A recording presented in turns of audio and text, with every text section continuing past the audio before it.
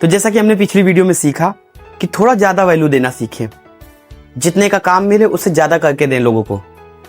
लेकिन एक समस्या ये आती है कि जब हम लोगों को ज़्यादा करके देते हैं या हम सोचते हैं कि थोड़ी इसकी मदद हो जाए या हम थोड़ा सा इसको ज़्यादा दे देंगे तो हमारा कस्टमर बना रहेगा।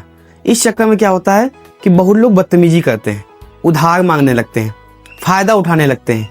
अब मुझसे कोई व्यक्ति पूछे कि रवि भाई आपको सबसे जीवन में गंदा काम कौन सा लगता है, सबसे बेकार काम कौन सा लगता है, तो मैं सच बताऊं, मुझे खाना बनाना सब आता है, हर चीज़ बना देता हूँ।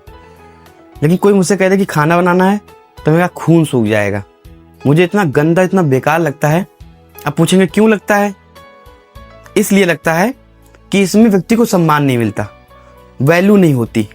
दूसरे के बारे में सोचो कि ये भूखा ना रहे, इसके लिए खाना बना दें। मैं लोगों 4-5 साल से बाहर रह रहा हूँ। मैंने लोगों को इतना बना बना के खिलाया है ना, लगभग 3-4 साल तक बना बना के खिलाया है।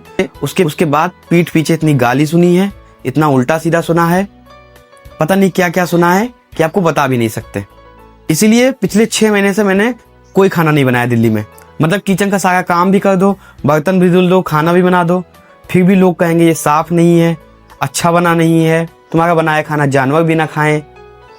जब समय पे मिलता रहता है ना तो आदमी को उसकी वैल्यू नहीं रहती है। इतना बना बना के खिलाया लोगों को ना, लेकिन उससे ज़्यादा ही खा लेंगे। अगर नहीं अच्छा लगा मत खाओ, खा लेंगे दोनों टाइम का, लेकिन पीठ पीछे गाली देंगे, उल्टा सीधा कहेंगे। तो भैया जैसे आप राजा साहब हो वैसे हम भी अपने घर के राजा साहब थे। हमारी मम्मी ने कभी नहीं कहा कि तुमको रोटी बनानी है या दाल चावल बनानी है। वो परिस्थितियां ऐसी आई कि घर से कम पैसा मिलता था कि बाहर का खाएंगे रोज का रोज तो बीमार भी होंगे, और घर से इतना पैसा भी नहीं मिलता था। तो आज के समय में मुझे खाना बनाना बिल्कुल नहीं पसंद है। मैं अपनी व्यक्तिगत बात कर रहा हूँ। बहुत से ऐसे लोग हैं जिनको बहुत शौक है, उनको बुरा नहीं लगता है, इनको मजा आता है खाना बनाने में, लेकिन हमें मजा नहीं आता है। इतना गंदा गंदा शब्द सुने हैं ना कि खाना बनाते भी थे, रोते भी थे।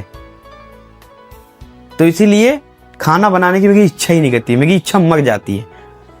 अब मैं आपको क्यों बता रहा हूँ? मैं इसलिए बता रहा हूँ क्योंकि जीवन में ना कहना सीखिए। आपको समझ जाना चाहिए।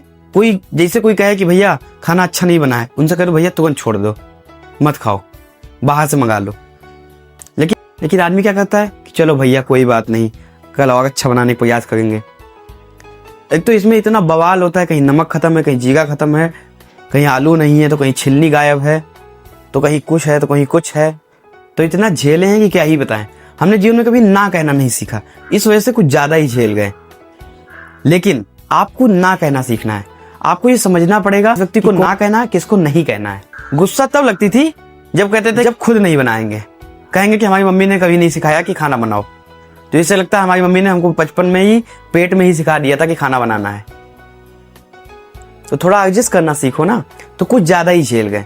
तो इस वजह से मैं आपको ये कह रहा हूँ कि जीवन में ना कहना सीखिए। आपको ये पता करना होगा कि कौन सा व्यक्ति सही है, कौन सा गलत है। और जैसे ही लगे कि नहीं ये खाली आपको परेशान करता है, जैसे लगे कि ये आपकी बुराई करता है, चुगली करता है, भैया तुरंत हाथ जोड़ के निकल जाओ। कोई जरूरी नहीं है साथ रहने की। ज़्यादा गोल रोटी खाने का शौक है तो शादी कर लो या फिर किसी को रख लो। हम ज़्यादा गोल रोटी नहीं बना पाते हैं। तो आपको ये पहचानना होगा कि कौन सही है, कौन गलत है, किसके अंदर आपके प्रति प्यार है, सम्मान है, और कौन आपकी बुराई करता है, चुगली करता है।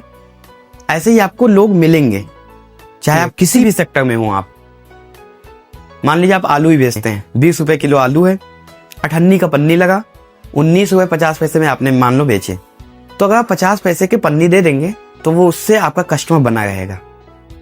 लेकिन यदि आप कंजूसी करेंगे, पन्नी नहीं देंगे, तो आप एक कस्टमर काट लेंगे। अब यहाँ सीखने वाली ये बात है कि आपको पन्नी देना है। दूसरी बात ये नहीं करना है कि भैया तू आलू ले जाओ, पैसा कल दे जाना। फिर वो कल नहीं आता है, वो व्यक्ति नहीं आता है, फिर वो व्यक्ति दिखेगा नहीं आपको। हम ज़्यादा दयालुता में ऐसा कर देते हैं। ऐसा भी नहीं करना है कि अपना नुकसान हो जाए। तो यही सीखना है कि हमें कहाँ किसके साथ कैसे ट्रीट करना है, कहाँ हाँ कहना है, कहाँ ना कहना है। यदि आपको लग जाए कि ये व्यक्ति नहीं सच में अच्छा है, सच में जेन्युइन है, तो हो सके तो आप उसके लिए अपना दुकान भी बंद कर दीजिए एक दिन के लिए। अगर उसको ऐसी आवश्यकता है। लेकिन अगर बदतमीज है, ज़्यादा उल्टा सीधा कहता है, तो कोई संबंध रखने की ज़रूरत नहीं है। ये मैंने अपने व्यक्तिगत अनुभव बताए हैं। आपके जीवन में ऐसा होगा जरूर, इससे कोई नहीं बचा है। तो इसीलिए हमेशा प्रयास कीजिए ऐसे लोगों को समझने का, जानने का कि कौन अपना है कौन नहीं है। तो जैसा कि मैंने बताया कि पैसा कमाने के लिए वैल्यू ऐड करना पड़ेगा, और वैल्यू ऐड करने के लिए स्किल होना चाहिए। और स्किल कैसे मजबूत करें उसके बारे में जानते हैं। तो स्किल मतलब आप किसी काम में कितने खतरनाक हैं, कितने खूंखार हैं, कितनी आपको पकड़ है। हार्ड स्किल डोमेन क्या होता है? डोमेन का मतलब कि मान लीजिए आप डॉक्टर हैं, तो किसी मरीज को देखकर कितनी जल्दी बता पाते हैं कि इसको कौन सा रोग है, इसको कौन सी दवा चाहिए, कितनी जल्दी आप ठीक कर देते हैं। इसको कहते हैं हार्ड डोमेन। या मान लीजिए आप इलेक्ट्रॉनिक का काम करते हैं, या मोबाइल सही करने का काम कर सकते हैं, या मोबाइल रिपेयर करते हैं, या कोई इलेक्ट्रॉनिक काम रिपेयर करते हैं, तो आप कितनी जल्दी कम समय में कम पैसे में कितनी जल्दी चीज़ों को पकड़ पाते हैं। इससे आप वैल्यू ऐड कर सकते हैं। इसके लिए सीखना पड़ेगा, ध्यान देते हो, इसको इम्प्रूव करते हो। अब इम्प्रूव कैसे करेंगे? कोई अच्छी किताब ले लो, कोई संबंधित व्यक्ति से बात करो, जो व्यक्ति इस क्षेत्र में टॉप पर है उसकी वीडियो देखो, आसपास जो भी लोग इसके बारे में जानकारी हो उनसे बात करो, उनसे पूछो, कोई सिखा रहा हो उसको कुछ पैसे देकर सीख लो। इससे आपकी स्किल मजबूत होती जाएगी, और समय के साथ उसके साथ प्रैक्टिस करते जाइए, आप उसमें पारंगत हो जाएंगे। अब आते हैं सॉफ्ट स्किल क्या है। सॉफ्ट स्किल वो है जो हर व्यक्ति को आनी चाहिए, जैसे कम्युनिकेशन स्किल, कि कैसे किसी से बात करते हैं। क्योंकि अगर बात करने की स्किल है आपके अंदर तो आप किसी को अपना बना सकते हैं। लेकिन अगर नहीं है तो जो अपने हैं उनको भी दूर कर देंगे।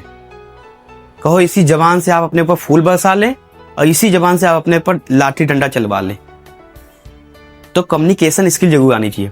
दूसरा, सेल्स जरूर आना चाहिए, कि किसी सामान को कैसे बेचते हैं, कैसे रिप्रेजेंट करते हैं, इसको जरूर सीखना चाहिए। मैनेजमेंट बहुत अच्छा होना चाहिए आपका, कि किसी काम को कैसे करते हैं। अगर आपको मैनेजमेंट के बारे में नहीं पता है तो मैं आपको एक बुक बता रहा हूँ, उसका नाम है eat that frog. The writer of that book is Brian Tracy. उसके पेज नंबर 84 पे पैराग्राफ दूसरा, उसकी दूसरी और तीसरी लाइन में लिखा होगा, आप उसको जाके खाली 2 लाइन पढ़ लीजिएगा, आपको मैनेजमेंट के बारे में समझ में आ जाएगा। अब मान लीजिए इन सब चीज़ को इम्प्रूव करना है, तो आप अच्छी से अच्छी बुक लीजिए, अच्छे लोगों के संपर्क में आइए, जितना ज़्यादा प्रयास कीजिए इसके बारे में प्रैक्टिस करने का। क्योंकि ये सब चीज़ें ऐसी है ना, जितना ज़्यादा काम करेंगे, जितना ज़्यादा लोगों के ऊपर अप्लाई करेंगे, उतनी ज़्यादा इसमें पारंगत होते जाएंगे।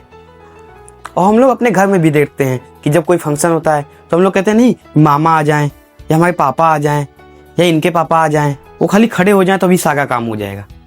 कहने का मतलब ये है कि मैनेजमेंट बहुत ज़रूरी है। इसलिए सबको आना चाहिए कि किसी काम को कितनी जल्दी, कितनी एक्यूरेसी के साथ कर सकते हैं।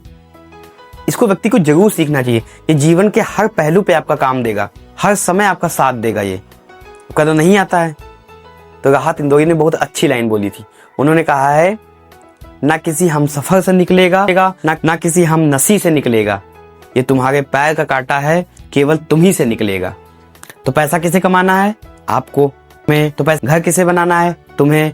परिवार। इसको व्यक्ति को जरूर सीखना चाहिए। ये जीवन के हर पहलू पे आपका काम देगा, हर समय आपका साथ देगा ये।